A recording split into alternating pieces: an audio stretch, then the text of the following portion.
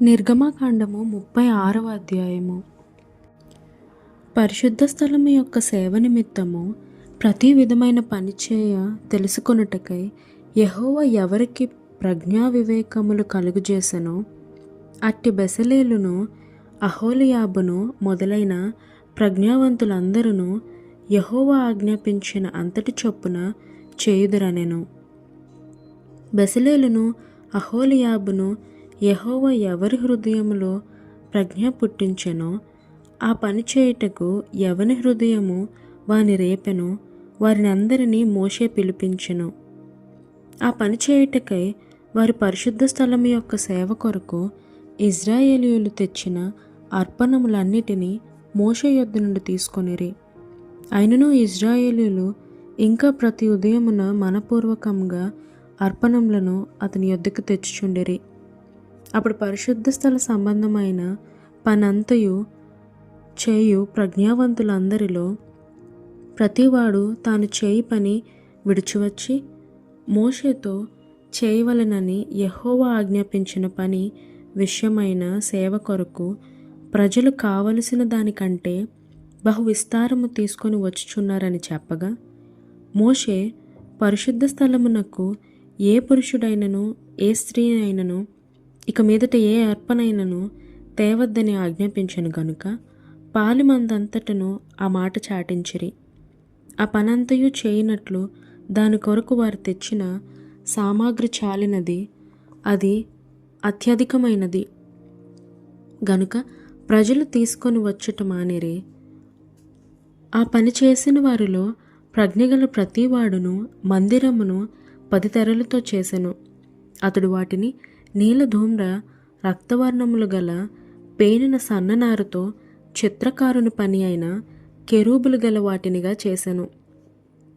ప్రతి తెర పొడుగు 28 మూరలు, ప్రతి తెర వెడల్పు 4 మూరలు.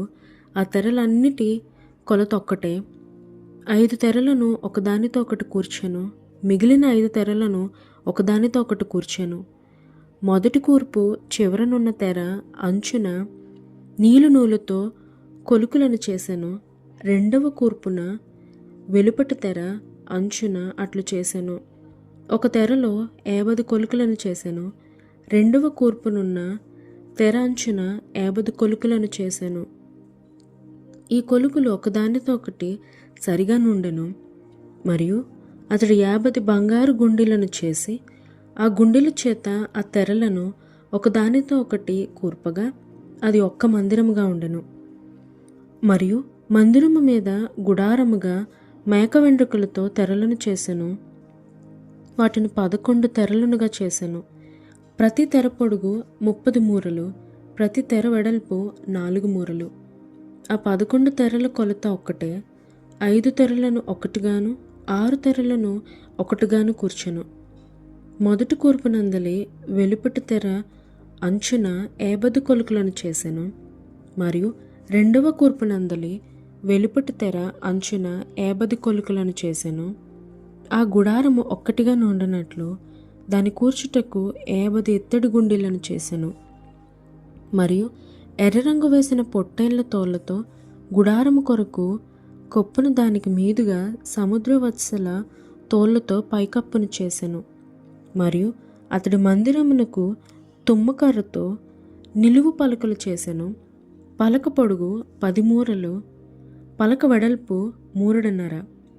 ప్రతి పలకకు ఒకదానికొకటి సమదూరము గల కుసులు 2 ఉండెను. అట్లు మందిరము యొక్క పలకలన్నిటికీ చేసెను. కుడివైపున అనగా దక్షిణ దిక్కున 20 పలకలుండునట్లు మందిరమునకు పలకలు చేసెను. ఒక్కొక్క పలక క్రింద దాని 2 కుసులకు 2 దిమ్ములను, ఆ 20 పలకల క్రింద 40 వెండి దిమ్ములను చేసెను. మందిరం యొక్క రెండవ ప్రక్కకు అనగా ఉత్తర దిక్కున 20 పలకలను, వాటి 40 వెండి దిమ్ములను అనగా ఒక్కొక్క పలక క్రింద 2 దిమ్ములను, ఒక పలక క్రింద 2 దిమ్ములను చేసెను. పడమటి దిక్కున మందిరము యొక్క వెనుక ప్రక్కను 6 పలకలు చేసెను. వెనుక ప్రక్కను మందిరం యొక్క మూలలకు 2 పలకలను చేసెను. అవి అడుగున కూర్చబడి మొదటి ఉంగరము దాకా ఒకదానితో ఒకటి శిఖరమున కూర్చబడినవి. అట్లు 2 మూలలో ఆ 2 పలకలు చేశాను.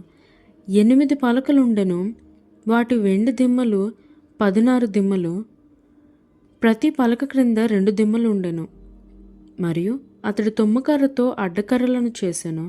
మందిరం యొక్క ఒక ప్రక్క పలకకు 5 అడ్డకర్రలను, మందిరం యొక్క రెండవ ప్రక్క పలకలకు 5 అడ్డకర్రలను, పడమటి వైపున మందిరం యొక్క వెనుక ప్రక్క పలకలకు 5 అడ్డకర్రలను చేశాను.